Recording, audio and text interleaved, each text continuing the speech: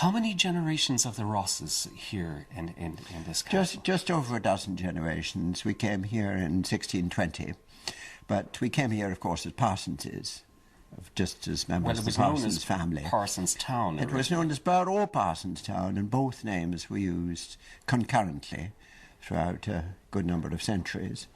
But what I was going to say is it was only at the beginning of the 19th century that the family picked up the earldom of Ross. So the Rosses, if you like, have only been here a couple of hundred years, but the Parsonses have been here now for just over 390 years. This small library is actually my father-in-law's Botanical Library.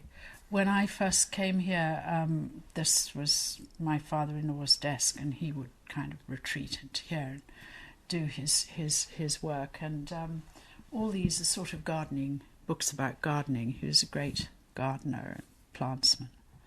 Well, there are two secret doors here.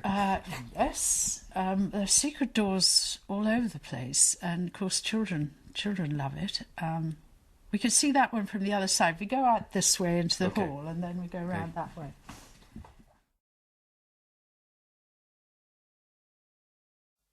So this is the dining table at which my parents used to sit. My father always at that end, my mother at this end.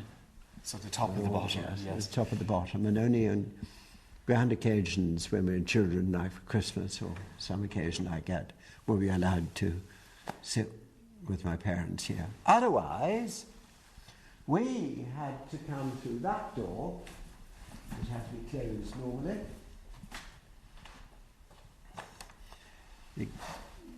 My parents and the guests came that way. We had to come through that door and sit at a little table. Through the back door? Smaller than that. Yes. No, not the back door. Oh, through There's the a third side door there. Oh, yes. That the staff and all the food comes through that door, and the wine comes through that door.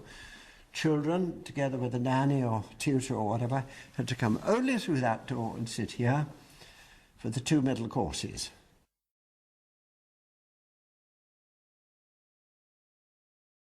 Talk to me about the architecture. This was built as a Gothic music saloon just 200 years ago now. And interestingly, we were talking about childhood then. As children, we were practically never allowed to come in here as children. We had nannies to keep us out of all the grand rooms with the precious things that naughty little brats like us boys were expected to break. And the only thing that I was ever shown in this room was a musical automaton that I'll show you here that actually plays. The river. Oh, and the river just below us, yes.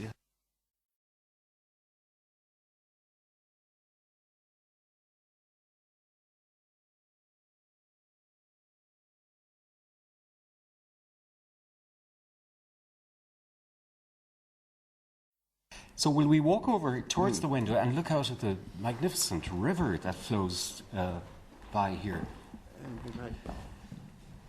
I sometimes think that because there is rivers in the domain, there are two rivers. There's this one, and then another one joins it a bit further down, and then there's the lake and everything, and all this encouraged the engineering side of people. You know, they kind of played with the water and in fact did various things of redraining the lake and doing things to the lake.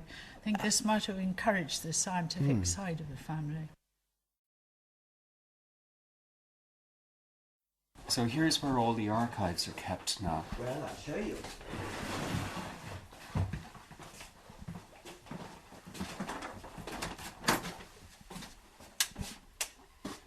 Anthony Malcolmson was responsible for when we first came back, we found papers all over the place and literally in cellars, in outbuildings to the estate office. Sometimes, you know, my mother-in-law just put papers and then put a cloth over them, said very precious. But not saying why they were precious or what they actually comprised. Everything was very, very precious. Yeah, Dr. Malcolmson, Anthony Malcolmson came and started and stayed with us for weeks on end. And it's been back 14 times. Each time we found more, we've recovered more from the solicitors and banks to whom they've been entrusted, and even stamp dealers to whom crooked solicitors had been selling our papers. And now we've got this wonderful, it's all Calendar published. of all the papers, which was launched by Brian Cowan as Taoiseach here the year before last.